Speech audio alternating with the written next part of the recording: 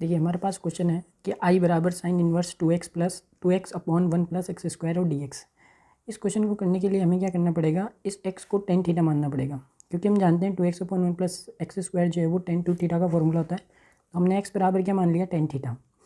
और x के सापेक्ष अवकलन किया तो dx बराबर क्या हो गया, sec square theta D theta.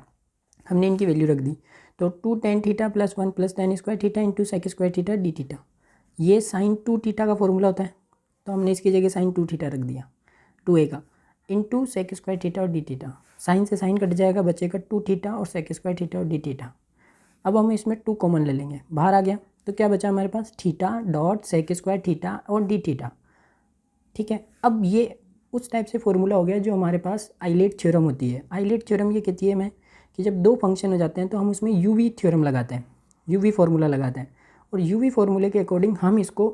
इस 2 को बाहर के साथ में इस पूरे को हम I1 मान लेंगे कि माना कि ये क्या है, थीटा और सेक स्क्वायर थीटा क्या हमारे लिए I1 है। अब हम इसमें आइलेट थ्योरम लगाएंगे। आइलेट थ्योरम क्या होती है, D U V D theta या डी एक्स एक ही बात है, थीटा लो चाहे डी एक्स लो, U V D theta minus D U by D theta into V D theta D theta. अब इस क्वेश्चन के अकॉर्डिंग अगर हम देखें तो हम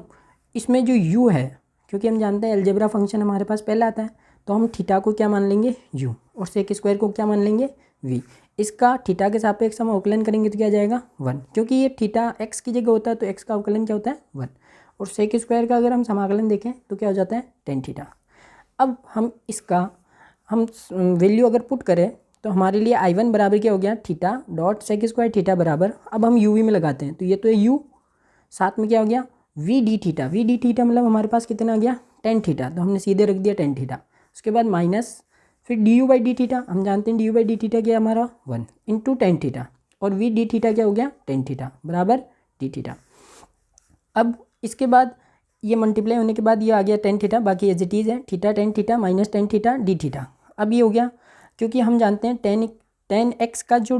समाकलन होता है, टेन एक्स का समाकलन लोग सेक एक्स या माइनस लोग कोस एक्स होता है,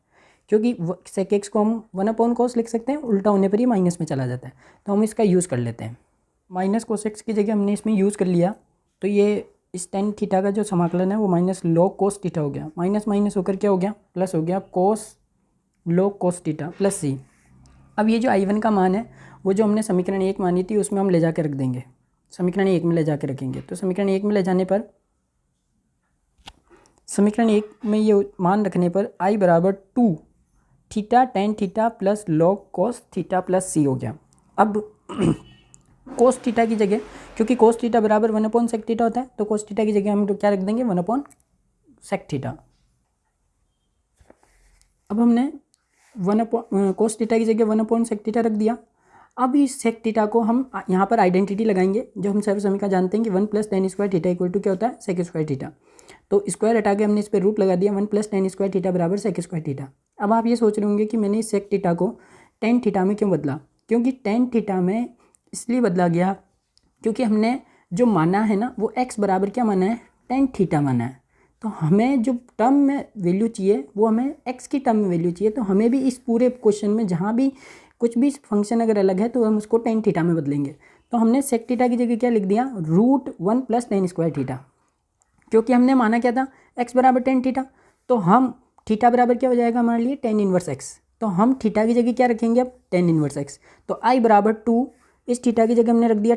टेन इनवर्स x, फिर ये टेन तो है ही है, इसके साथ थीटा की जगह रख दिया tan inverse x plus log 1/रूट, यहाँ पर आ गया अपने टेन और फिर थीटा का जो मान था वो टेन इनवर्स x और उसका स्क्वायर प्लस c,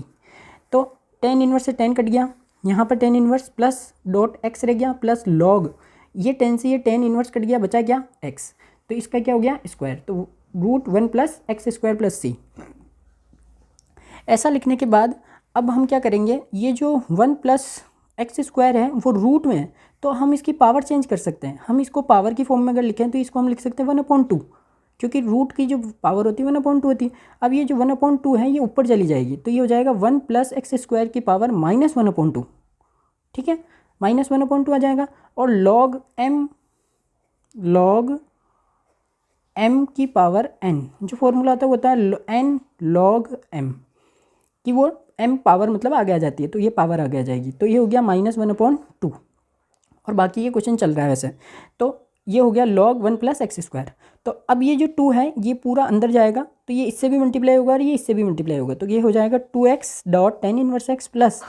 2 आ गया, फिर -1/2 log 1 + x² प्लस c। इस 2 से ये 2 कट जाएगा और ये माइनस जो है ये माइनस, इस प्लस माइनस माइनस होकर ये माइनस आ जाएगा, तो ये हो गया 2x dot tan inverse x minus log 1 + x² plus c।